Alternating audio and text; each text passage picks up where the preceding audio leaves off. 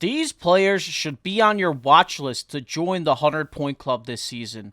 We'll break down all of this and discuss why we think they will join the 100-point club. So you're not going to want to miss this episode of Hattrick HQ. But before we get into all of that, we just want to say that 95% of you guys aren't subscribed. So if you're looking for a home to daily NHL content, go down below and hit that subscribe button. We'd really appreciate it.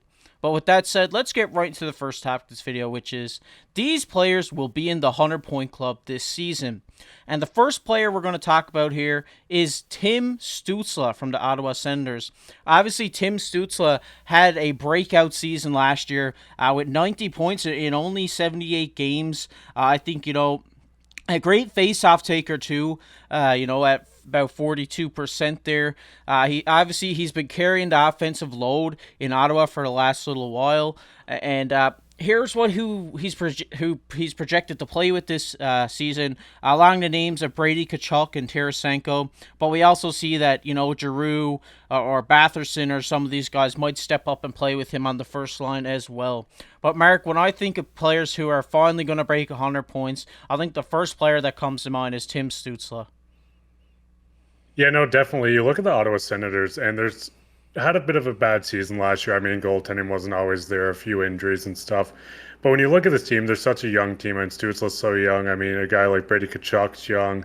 Tarasenko's up there in age, but I mean, a line of that, you have so much goal scoring out of Tarasenko. He might be a bit of a shell of himself from his 40-goal seasons, but you still have a guy that can put up 30 goals. I mean, you look at Stutzle, I mean, he's a great player all around, passing, shooting. Brady Kachuk's kind of a unicorn in a situation where he does everything on the ice. And I think a line of this could definitely, flirt with a high percentage of shots, goals, assists, and especially the power play when you put a guy like Shabbat back there, you put Giroux in the mix. I think it's going to be a deadly team. I think it's a real high possibility that he scores 100. Yeah, definitely. And with the add of Tarasenko, too, that's only going to help him out. He's kind of got a pure goal scorer alongside with him, too, and he's kind of got that gritty Brady Tkachuk on the other side of him. So I think, last year he put up 90 points, but you're adding like a high caliber player in Tarasenko to play with him on that line. I think it's only going to make them more deadly. And I think, Stutzle is a player to watch this season. I think definitely he's going to hit 100 points. Like you said, his playmaking ability is unreal. It's just unmatched, and obviously he has that shot to bury him too. So I think the Ottawa Senators are probably my dark horse for the Atlantic this year. I think they're probably going to come out of it this year. Yeah, no, I agree. I think they're going to score 100 points. Well, I think Stutzle will score 100 points. I think they're a dark horse team in general of just having the offensive it gels. I mean, the defense is getting good. They have better goaltending this year. And I think it's a team to watch for sure. Yeah, definitely. Their goaltenders are getting way better, and obviously we hope Ottawa the best because they've had a rough couple of years. So with these young guys and Tim Stutzle just being the star of that franchise, I think they got a really bright future ahead, and hopefully it starts this season. The next player we're going to talk about here is Jack Hughes. Obviously, Jack Hughes had a career year last year, right at that 100-point threshold, putting up 99 points with 43 goals. Obviously, a big improvement from the season before where he only had 56 points. I think this is a guy who has a really bright future ahead, and I think the New Jersey Devils have a really bright future ahead as a team, and especially with Jack Hughes there. Obviously, he struggled a bit, and everybody was calling him a bust, but he proved everybody wrong last year and just had that great season. But here's who they're projecting him to play with next year. They got Jesper Bratt on the left wing with Toffoli on the right wing, but they did just add Timo Meier as well. So I think we may see Timo Meier bump up to that first line to play with Jack Hughes and Tyler Toffoli.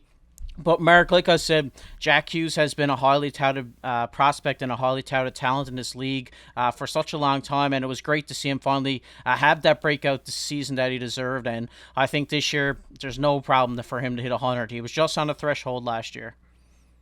Yeah, no, definitely. I mean, you see every year New Jersey is getting better. I mean, management has done an incredible job over there, just kind of adding guys like Timo Meyer. They kept Brad around. They're kind of building this young core, and I think they're going to be a phenomenal team.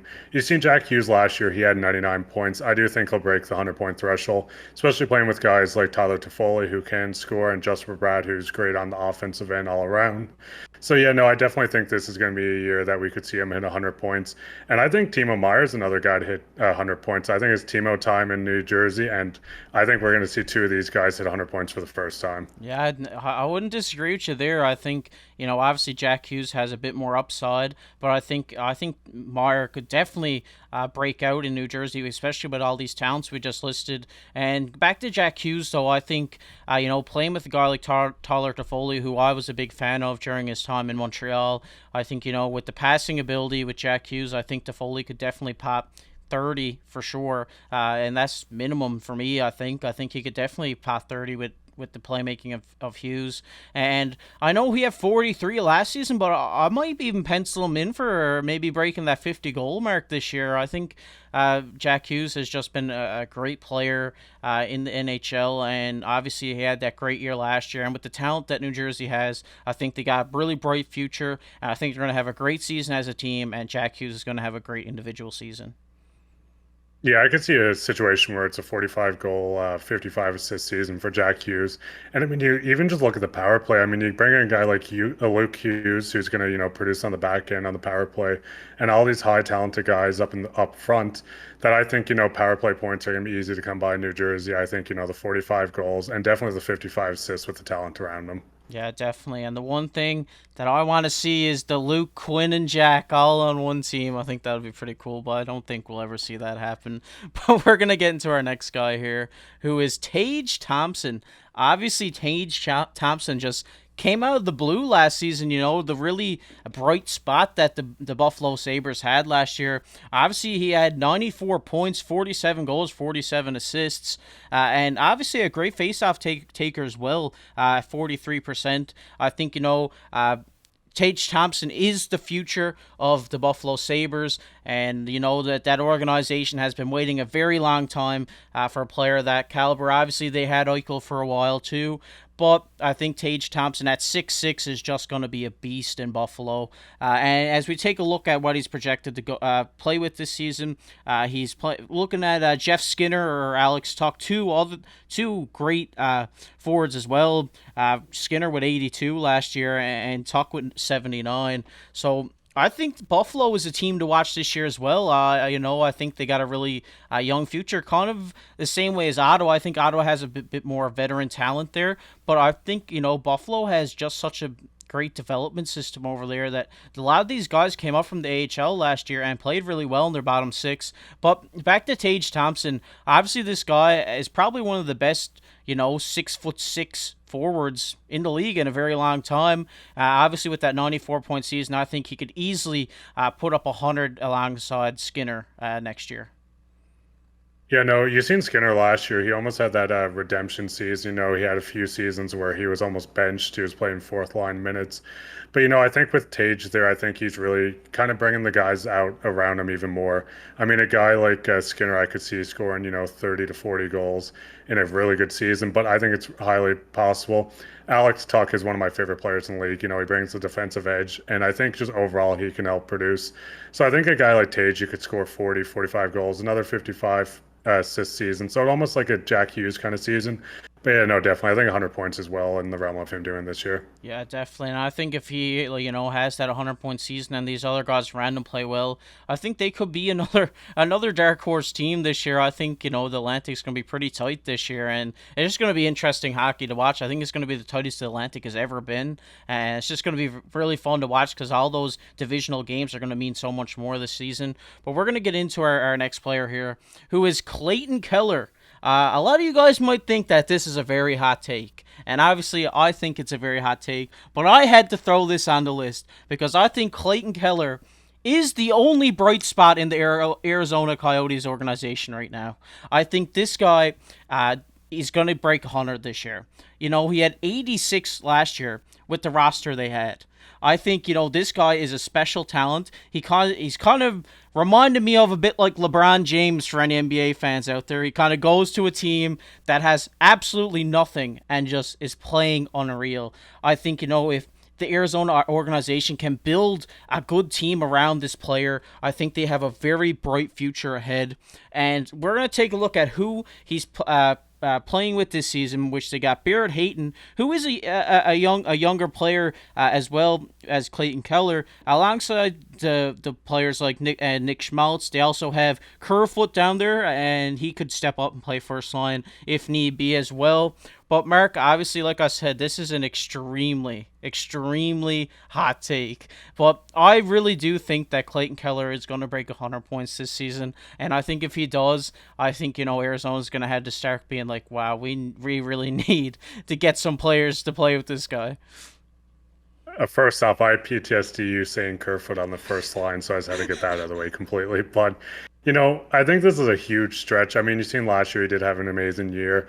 I think everything would have to go in the favor of Arizona just for him to kind of hit this 100 points.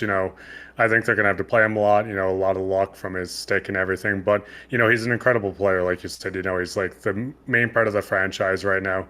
So I could see, in 90, 95, maybe pushing a 100-point season. Maybe if he scores 90 goals, he'll hit 100 points. But no, I do think he is a guy that could hit 100 points, especially on a different team. But, I don't think it's a long stretch to say he'll hit 100 this year. Yeah, it is definitely an interesting take because when you think Arizona, you're like, wow, like nobody down there's good, but Clayton Keller had an extremely good season last year and kind of flew under the radar a lot just because he was in Arizona, and the whole talk of Arizona was Mullet Arena. They weren't talking about anybody on the roster. I think, Arizona has a really good young roster, and I think you give it a few years, I think they're going to have a great team, and I think, Clayton Keller is obviously going to be the face of this franchise going forward, and I wish the best of luck to Arizona Coyotes. I don't think Mark does, because whenever they play the Leafs, they seem to come up to come up on top. So, Mark, I just want to ask you here. We've went through these players here. Is there anybody that you have on your mind that you think is going to break 100 for the first time? One guy I'm definitely putting it on, Toronto Maple Leafs, right wing, Ryan Reeves. I'm kidding. Mitch Marner, last season he had 99 points. He played 80 games. They kind of benched him at the end, not benched, but lit up sit for 2 games. So I think he's going to hit 100 points. I could see 100, 110 points from Mitch. Hopefully a Selke winner and a Stanley Cup winner would make it even better. But, Mitch is one of the best playmakers in the league. You got a guy like Matthews there who could score 50, 60 goals again. And if you put a guy like Tyler Bertuzzi in there, that's just even more for Mitch to feed off for assists wise. So I could see Marner, scoring 30 goals, 70 assists, or even, 40 goals, 80 assists, and just have an amazing season on Toronto Maple Leafs and definitely over 100 points. Yeah, I definitely have to agree with you there. I think obviously he's a special player, and like when you said to me before we started recording that he's never hit 100, it kind of surprised me a bit because I just thought that he would have hit 100 before, but I think this year is the year. Obviously, with Matthews, all these talents that Toronto and Treliving has brought in, I think this is the year for him to hit 100. But one player that comes to mind for me that when I looked this up, kind of surprised me a bit is Jack Eichel. I think, Jack Eichel could potentially put up 100 this year, playing alongside Marcia Show. Obviously, Vegas has lost a bit of talent, obviously coming off that cup run. But I think, Eichel, he only played 66 games last year, and I believe he had somewhere in the 80s in points. So, if we can finally see a full season of Jack Eichel being healthy, I think, he could definitely easily put up 100 points down in Vegas. Yeah, no, the biggest thing with Eichel is, just getting to that 70, 75, 80 games played. I think he's a guy that could go over 100 points, honestly, but it's just, keeping healthy, staying in the lineup, and not just missing those big stretches of games. So when he comes back, he's a little cold. But I mean, you look at him, he's a goal scorer, he can pass. He's a great player all around. And yeah, no, 100 points I think is in the realm for sure. Yeah, and one thing that I'm seeing out of Jack Eichel's game, because I enjoy watching Vegas games, and it's not just because they won the cup, but one thing I see about him now that I've seen that's different from when he was on Buffalo is just how much he enjoys the game playing for Vegas. I think he's just really enjoying playing hockey, and I think he had such a rough time in Buffalo that once he got out of there, he just kind of was ecstatic, and now I think this year if he can have a healthy season, there's no way he doesn't break 100. But we're gonna get into our next topic here, which is obviously comment of the day. And the comment of the day goes to Robotron, one of my favorite names that I've seen in the comment section. I think it's just a sick name. He says the Atlantic is going to be interesting. It could be possible that no team comes out with 100 points, and the difference between the leading division and missing the playoffs could be within 10 points. And this comment really interested me because, it kind of got my mind going. And he's got a point here. I think, with all these teams like Buffalo and Ottawa and Detroit and Montreal, Toronto, Boston, Tampa, and go on, like Florida too. I think, all these teams are going to have pretty good seasons. And like I said earlier in this video, I think the divisional games are really going to matter this year. Yeah, no, for sure. I think, it's going to be kind of at the top of Toronto, Tampa, Florida. Not particularly in that order, but I do think Toronto will finish the top in the Atlantic. But yeah, you kind of look at this Atlantic division. It's so many teams just kind of coming out of this rebuild. They have a lot to prove. They're finally getting into the point of, hey, why don't we make the playoffs? So I think it's going to be a tight race. I could see the wild card spots being fought down pretty hard between all these teams. So yeah, no, I do think this is the best Atlantic's been in a while. I think Montreal will finish at the bottom. That's not just me throwing any shade. But I think, teams like Buffalo, Detroit, and everything is just going to finally take that next step and finally make it to the playoffs. I also wanted to add, someone said we were floating heads. I just want to put out there, I do have hands. I wanted to use that for comments of the day, but Yeah, it's a good one, Mark. But if you guys enjoyed this video, make sure to go down, hit that like button, hit that subscribe button. We're trying to get 1,000 subscribers before the season starts, and we'd love to see that happen. And also, we'd like to hear you guys' thoughts on our list down in the comment section. Which players did we leave off the list that you think, that could have been on here? Do you agree with our takes? We'd like to hear from you down in the comment section below. But I've been KC alongside my co-host Mark Pye. Keep your stick on the ice.